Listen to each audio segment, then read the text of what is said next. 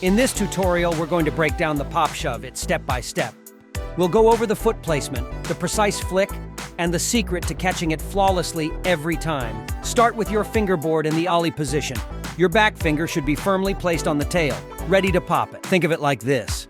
As your back finger pushes the tail down, your front finger sweeps under the nose of the fingerboard, guiding it to rotate 180 degrees. It's essential to find the right balance between the pop and the scoop. Too much force, and your fingerboard might flip too much or not enough. And there you have it. You've just executed a textbook pop SHUVIT. With practice, you'll perfect the timing and control, making this trick look effortless. Follow us on social media for more tutorials and videos.